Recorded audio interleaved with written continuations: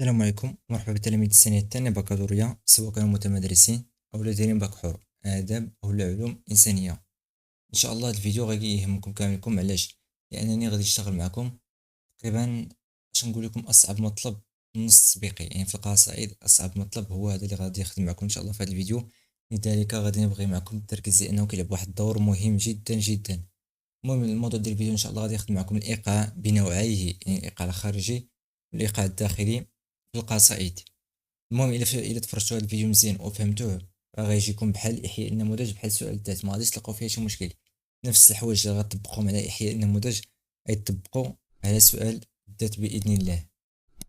اذا باش بلا ما نطول عليكم اكثر، الا كنتي اول مره كتشاهد هذه القناه ما تنساش انك تشترك فيها، تفعل زر الجرس باش يوصلك اي فيديو حتى على شكل نوتيفيكاسيون. بارطاجي الفيديو مع الاصدقاء ديالكم، فالدال على خير كفاعله. اللي ما فهمش او اللي عنده شي تساؤل كيف ما كان ينسى لي كومونتير ويسول، راه كنجاوب بصدر رحب. اذا اول حاجه غنوريكم القصيده اللي خدامين عليها، هي هذه كيف ما كتشوفوا، ديال الدوره العاديه سنه 2016، شعبة الاداب والعلوم الانسانيه، مسلك الاداب اللي عندهم معامل 4 في اللغه العربيه. كيف ما كتشوفوا هاد الاسئله هما اللي دائما كيكونوا متبوعين بالورقه ديال الامتحان. هما اسئله خمسه دائما كتحطوا. السؤال الاول ديال المقدمه، السؤال الثاني ديال تلخيص مضامين النص الخاص القصيده قال لك، السؤال الثالث تحديد الحقول الدلاليه، خرج لي الحقول الدلاليه من هذه القصيده. وهاد الثلاث الاسئله كاملهم جاوبت عليهم. درت واحد الفيديو خاص بالمقدمه، راه حطيته لكم في اليوتيوب والفيسبوك. جبت لكم على الفيديو الثاني اللي هو تلخيص مضامين النص والحقول الدلاليه كيفاش تجاوبهم، شرحتها لكم كيفاش تجاوبوا عليهم، ووريتكم يعني تطبيقي براتيك باش انكم تعرفوا كيفاش نتوما تجاوبوا عليهم. دابا ان شاء الله غنجاوبوا على رصد الخصائص الفنيه للنص وتحديد وظائفها. شنو هي الخصائص الفنيه؟ فيها ثلاثه: فيها الايقاع، فيها الصور الشعريه، فيها الاساليب.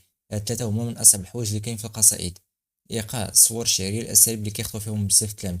هاد الفيديو غيكون غير ديال الايقاع بوحدو. الصور الشعريه غندير ليه فيديو خاص به، والاساليب فيديو خاص به. اذا باش بلا ما نطول عليكم اكثر، نبداو على بركه الله.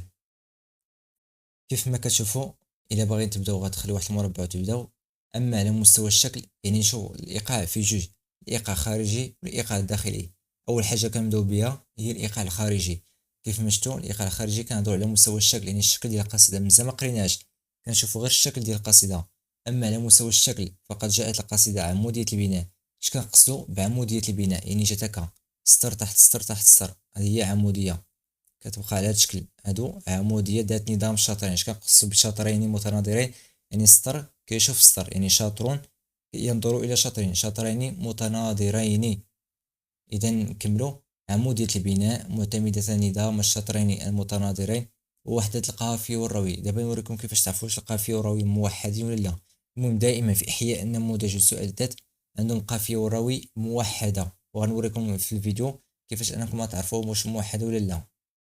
نقطة: كما اعتمد الشاعر على إيقاع خليلي حيث نظم قصيدته على إيقاع بحري. هنا راه مغاديش نقدر نوريكم التقطيع حيت غيجي الفيديو طويل بزاف. المهم حاولوا تقلبوا في اليوتيوب على كيفاش كيقطعوا البحور الشعرية باش تعرف شنو البحر وموظفين في القصيدة باش تكتبوه. مثلا على إيقاع بحري، مثلا واش الطويل ولا الوافر إلى غير ذلك ولا البسيط. فاصلة: إضافة إلى اعتماده على وحدة القافية والروي فقد وظف قافية. المهم هادشي اللي كتلقاو يعني بواحد الإطار صفر. هادو هما الحوايج المهمين في هاد الإيقاع. يعني ايقاع مهم فيه تعرف البحر، تعرف القافية واش مطلقة ولا مقيدة. المهم قافية مطلقة يعني هي اللي كتنطق. بحال دابا نعطيكم مثال: يعيد، يبكي، يعيد مثلا قافية مطلقة، يعني حرف الاخر كيتنطق. يعيد، يبكي، المهم حرف كيتنطق كتسمى قافية مطلقة. امتى كنقولوا قافية مقيدة؟ بحال دابا يلعب، سلب السكون، اي حرف كيسالب السكون كتسمى ديك قافية مقيدة. يلعب، يذهب، هادو اللي كيسالبوا بالسكون كتسمى قافية مقيدة. هنا الا جينا نشوفوا هاد القصيدة اللي عندنا فيها القافية كتكون هي اخر كلمة في البيت الشعري. اخر كلمه في البيت الشعري هذيك هي قافيه.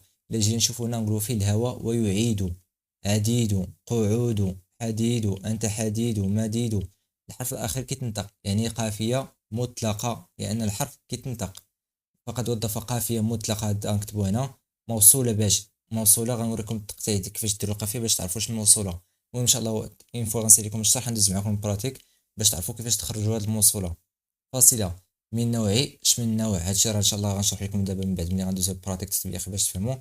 وهي كالتالي: هنا كتخرج القافيه كتكتب على شكل كتابه عروضيه. اما الراوي، دابا دوزنا البحر، القافيه غنشوفوا الراوي.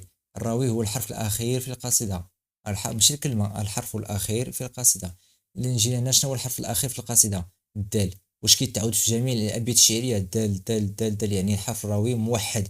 هنا كنقصدو به موحد، يعني متكرر على القصيدة كاملة. هذا هو حرف راوي موحد. إذا كنكتبو أما الراوي فهو حرف الدال. كنكتبو حرف الدال، وهو حرف واش مجهور ولا مهموس. دابا إن شاء الله غنوريكم في البراتيك بحاش تعرفوا شنو هو مجهور، بحاش تعرفوا مهموس. هادشي راه ساهل والله، إلا غنوري لكم في البراتيك باش تفهموا.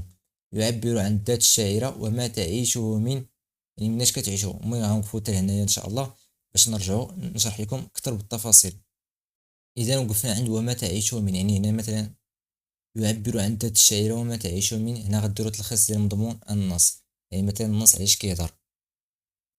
دابا غادي نوقفو هنايا باش نشرح لكم هادشي اللي فات ديال القافية والراوي باش تفهموه مزيان. دابا غنرجعو للقافية. القافية بحال تعرفوا باش موصولة. دابا غنرجعو لهاد الكلمة اللي كتشوفو هنا. غنهزو هاد الكلمة ديال ويعيد، يعني غنهزو كلمة واحدة من هاد البيت الشعري. هزيت انا الكلمة الأولى اللي عجبتني، هزيت انا يعيد. هي في الهواء ويعيد، هي اللي هزيت، هي اللي خدمت بها. كيف ما شفتوها ها هي يعيد ياك. غنديرو ليها التقطيع. هزيت الكلمة الآخرى بوحدها اللي بغيت نقطع باش نعرف القافية. أنا نسيت دابا البحر الشعري نسيتو. أنا هز القافية باش نقطعها. أي حرف كيتنطق كنكتبو. الياء ها هي، العين ها هي. الياء ها هي يعي، يعني الماد ديال العين هو الياء. حرف الدال يعيدو. كندير الإشباع. الإشباع يعني الحرف الآخر كنزيد ليه. مثلا كنسالب بالضمة كنزيد ليه الواو. كنسالب سالب الفتحة كنزيد ليه ألف. كنسالب الكسرة كنزيد ليه الياء. مثلا افترضوا كانت عندنا شي كلمة مثلا بحال سميتها سماعة. سماعة كنزيد ليها الألف في الآخر. سماعة كتزيد ليه الألف. كانت مثلا سالت بالكسرة كنزيدو ليها الياء، كيتسمى الإشباع. إذا فهموا الله يحميكم بها الوالدين. يعيدو زدت ليها الواو يعيدو. غنحاول نقطعها. بحاش غنقطعها؟ أي حرف كيتنطق يعني فيه حركة ولا ضمة ولا كسرة كندير ليه ألف. أي حرف ما كيتنطقش فيه السكون أولا ما كيتنطقش كندير ليه بحال قلتي الصفر. السكون كيتسمى سكون. مثلا يو هي كتنطق درت ليها حركة كيف ما شفتو ألف وقف. العين يعي، العين كتنطق حركة. يعي الياء ما كتنطقش فيها السكون، لذلك درت ليها السكون هنا صفر. يعيد الدال كيتنطق لذلك درت ليه حركة. يعيد الإشباع ديال الواو ما كيتنطقش لذلك تا هو درت ليه السكون. هذه هي القافية. هذه هي القافية. إذا بحاش دابا غنعرفو حنايا باش موصولة. كيف ما اللي جينا نشوفو هنا قلت لكم هنا فقد وظف قافية مطلقة موصولة. باش موصولة؟ موصولة هو بداك الإشباع. شنو هو الإشباع؟ واش الياء ولا الألف ولا الواو؟ هنا عندنا الواو. الإشباع هو الواو، يعني غنجيو نقولو هنا موصولة بالواو. هنا نكتبو موصولة بالواو.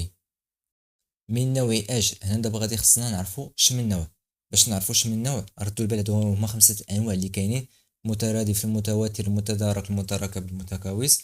اش غادي نعرفو؟ هاد التقطيع اللي درنا هو باش غادي نعرفو الا كان بينات هاد جوج صفروات. انا غنهضر لكم بالدارجه باش كلشي يفهم.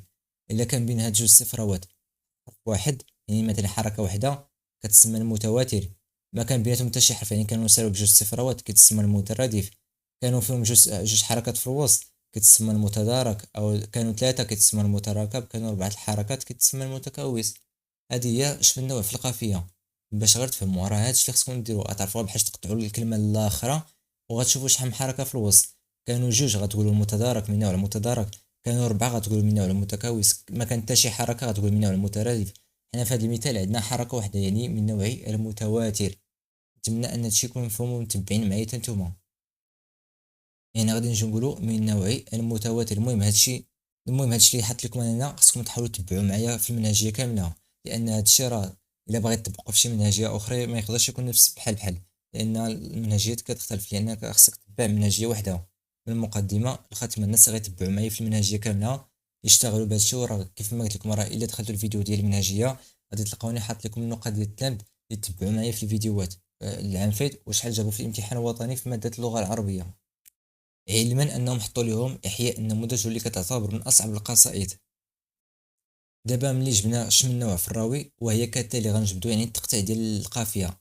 التقطيع ديال القافيه هو هذا، يعني كنشوفو من اخر السكون الى السكون الذي قبله الى الحركه التاليه الى الحركه التي تليه. من اخر السكون الى السكون الذي قبله الى الحركه التي تليه، يعني كنشوفو من اخر صفر الصفر اللي قبل منه الحركه اللي قبل منها. يعني القافيه غتبدا من هذا الشكل، يعني هي هذه. إلا جينا نقارنوها من هنا يعني من عند عيدو، هذه هي القافية كيف ما شفتوها، عيدو هذه هي القافية ديالنا. ودابا في اي بيت شعري قطعتيها غتخرج لك بحال هاد الشكل، عيدو ريدو، المهم على هاد الشكل غتخرج لك. اذا غنجيو نكتبوها هنايا بحال هكا وهي كتالي عيدو، نديرو ليها الرمز التقطيع ديالها هنايا. اما الراوي فهو قلت لكم حرف الدال، وهو حرف باش غادي نعرفوا حنا واش حرف مجهور او لا مهموس.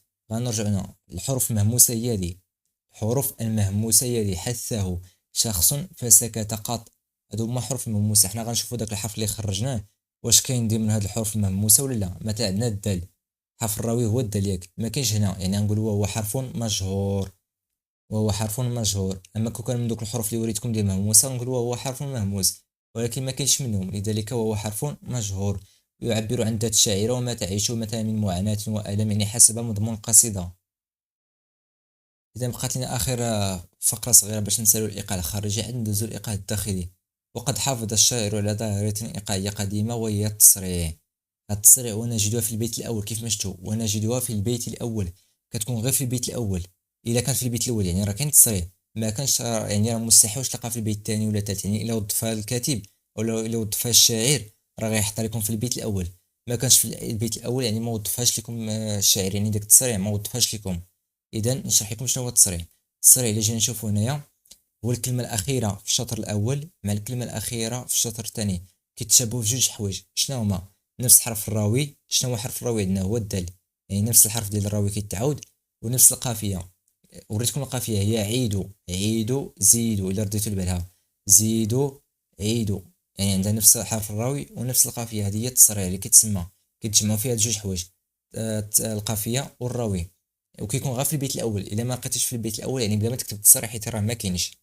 وكيكون غير في احياء النموذج اللي موظف بزاف. السؤال ده تقليل فاش كتلقاه. اذا كتكملوا عادي ونجدوا في البيت الاول كتكتبوا بحال هكا زيدوا عيدوا. الشيء الذي يبرز تقليد الشاعر للشعراء القدامى من خلال اعتماده على ايقاع عفوا ايقاع تقليدي. نقطه. دابا غنقصوا سطر وغنخلو مربع واحد باش المصحح يعرف بلي سالينا الايقاع الخارجي، وغندوزو نجاوبوا على الايقاع الداخلي. يعني ضروري ما تنظموا الورقه ديالكم الله يرحمكم بها الوالدين. وسمحوا لي الا غيجي الفيديو طويل حيت راه كنحاول نبسط لكم جميع المعلومات باش انكم اذا شرحت لكم المنهجيه، حيت المنهجيه فاش غنبغي نشرحها ما غاديش نتعمق فيها لانني غنشرح لكم كل فيديو على حده، يعني كل مطلب على حده. اذا دابا غندوزو للايقاع الداخلي. كمان الايقاع الداخلي شنو هو؟ دابا تقراو باش تفهموا. كما نلاحظ ان الشاعر اسمه، كنكتبوا الاسم ديالو كتكون يعني في القصيده. اسم مثلا ديال هذا الشاعر ديالنا هو عفوا الاسم ديال الشاعر ديالنا هو احمد شوقي. كيف ما كتشوفوا يقول الشاعر احمد شوقي. ذلك غنجيو نقولوا هنا كما نلاحظ ان الشاعر احمد شوقي قد استطاع خلق نغمه ايقاعيه داخليه تناسب مضمون القصيده. هنا هضرنا على شكل القصيده، الايقاع الداخلي غنهضروا على مضمون القصيده. دابا غنتعمقوا فيها نقراوها مزيان من خلال تكراره لبعض الصوامت. هادشي اللي كنت كتشوفوا في الاطارات اللي كندير لكم بالاطار الاصفر، هادو هما الحوايج المهمين اللي في اي مطلب. يعني الايقاع الخارجي ها هما المطلب ديالو اللي مهمين، الايقاع الداخلي هادو هما اللي مهمين. عندنا الصوامت. شنو هما الصوامت؟ جميع الحروف التي تكررت في القصيده من غير حروف العله، يعني واي الواو الالف والياء. شوف شنو هما الحروف اللي تعاودوا بزاف في القصيده ومهمين. يعني مثلا كتلقاو الراء تعاودت 20 خطره، ماشي كتحسبوا نتايا مثلا حرف حرف، وانما غير كتقراو كيبان لك شكون الحرف اللي كيتعاود بزاف. هادوك هما اللي غتكتبوا هنا. كتب لهم شي 6 ولا 7 بحال هكا. كاينين حروف اللي تعاودوا بزاف في القصائد، عفوا في القصيده، ومن غير حروف العله. يعني ما تهضرش على الواو والالف والياء، من غير حروف العله اللي هما واي. مثلا غنقولوا من خلال تكرار لبعض الصوامت مثلا اللام السين العين النون الميم. هادو مثلا حروف تعاودوا بزاف في القصائد. هادشي غنقول لي انايا. فاصله واغلبها صوامت. واش مشهوره ولا مهموسه؟ مثلا انت كتبتي 5 غتشوف شكون اللي شكون اللي بزاف، واش حروف مهموسه حروف مشهوره. مهموسه راه وريتها لكم هي حثه شخص فسكت قط. واش اغلبها صوامت مهموسه ولا مشهوره؟ بغيتي تكتبها مزيان ما بغيتيهاش بلا ما تكتب اغلبها صوامت، بلا ما تكتبها اللي يعجبك. بغيتي ديرها ديرها. الا درتها كيقول هاد حيت هاد الحوايج اللي كنوري لكم يعني متعمقين شويه. فاش كيشوفك المصحح درتيهم كيقول هاد التلميذ يعني راه ضبط اموره قرا يعني تعب وتمر على هاد المنهج اللي غيقول لك. اذا واغلبها صومت. واش مشهوره ولا مهموسه؟ مثلا انت خرجت لي 5 الحروف واربعه منهم مهموسه، يعني تقول اغلبها صوامت مهموسه. كالعكس تقول مشهوره. اضافه الى تكراره لبعض الصوائد. اش كنقصدوا بالصوائد؟ هما الحروف واي يعني الواو الالف والياء يعني حروف العله، والحركات يعني مثلا نقول ليه إضافة إلى تكرار لبعض الصوائت كالألف والواو والياء والفتحة والكسرة والضمة. هادو في أي قصيدة كيتعاودو يعني غير كتبهم كاملهم. هادو الحركات يعني فتحة الضمة الكسرة وحروف العلة، لأن في أي قصائد كيكونوا معاودين بزاف. مما سمح للشاعر التعبير عن يعني شنو هو المضمون ديال ديال النص، ولكن حاولوا تبقاو تغيروا في التعبير باش ما يكونش عندكم تكرار. الصياغه ديال التعبير بقاو بدلوها من عندكم نتوما. علاوه عن تكراره لبعض الكلمات، يعني شنو هما الكلمات اللي غيعاودوهم لينا في الشاعر في القصيده، يعني شي كلمات كيكونوا معاودين كتب لي منهم شي جوج ولا ثلاثه ولا اربعه على حسب داكشي اللي لقيتي نتايا معاودين. وهي كلمات تلخص لنا مضمون القصيده، وكذا تكراري لبعض العبارات.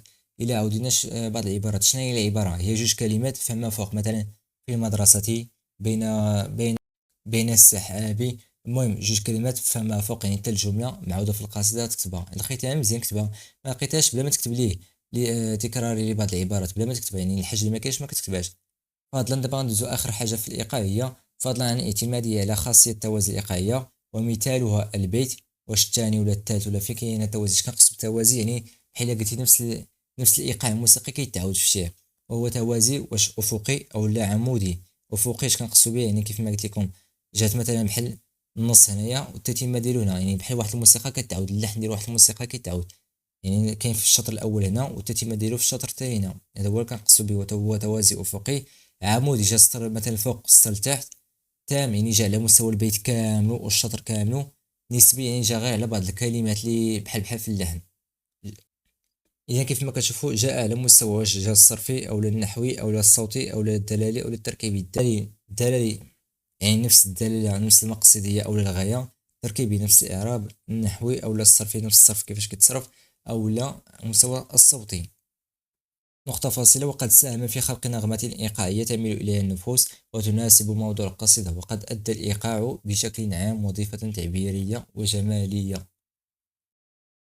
إذا باش نفهمكم شنو هو هاد خاصية التوازي الإيقاعية، باش نسالو الفيديو ديالنا، يعني بحال قلت لكم شي جرس موسيقي كيتعاود. إلا جينا نشوفو هاد القصيدة غتلقاو الشطر الثالث أو البيت الثالث، البيت الشعري الثالث: شجون قيام بالضلوع قعود مع، على ما ذوق إلى البيت الشعري السابع: غصون قيام للنسيم سجود. شوفوا واش بحال بحال ولا؟ شجون غصون قيام بالضلوع قيام للنسيم قعود سجود. جات بحال بحال ياك. وهذا هو اللي كنقصدو به الايقاع الموسيقي، يعني غنجيو نقولو بحال هكا خاصية التوازي الإيقاعية. ومثلا ومثال البيت الثالث والسابع بحال هكا، حيت هما مفرقين ماشي في نفس البيت الشعري. وهو توازي عمودي لأن واحد جا الفوق واحد لتحت. واشتمل نسبي، غنقولو نسبي حيت كاينين بعض الكلمات مختلفين. جاء على مستوى والصرفي ولا النحوي ولا الدلالي ولا التركيبي. اللي ما عرفش يكتب غير مثلا جاء على مستوى الصوتي او الحاجه الصوت، عاد مثلا الصرفي، عاد عندهم نفس المقصديه الدلالي والتركيبي. نقطه فاصله: وقد ساهموا غتكملوا عادي. دابا غنكونوا سالينا معكم المطلب ديال الايقاع الداخلي والخارجي. حاولت نبسطو لكم قدر المستطاع، نتمنى انني نكون فيدتكم ولو بالقليل. ما تنساش الا كنتي اول مره كتشاهد هذه القناه او لا كتسمع الصوت، ما تنساش انك تشترك فيها، فعل زر الجرس باش يوصلك اي فيديو يحطيني على شكل اشعار في اليوتيوب او لاباج الفيسبوك. ما تنساش تبارطاجي الفيديو مع الاصدقاء ديالكم، فالدال على الخير كفاعله. واللي عنده اي تساؤل كيف ما كان في ماده اللغه العربيه ينزل يسول، غنجاوبكم بصدر رحب. راه فضل الدعم ديالكم ولي بارطاج ديالكم ولي كومونتيرات ديالكم هو اللي كيشجعونا باش اننا نزيدو نستمروا ان شاء الله في المزيد. والسلام عليكم.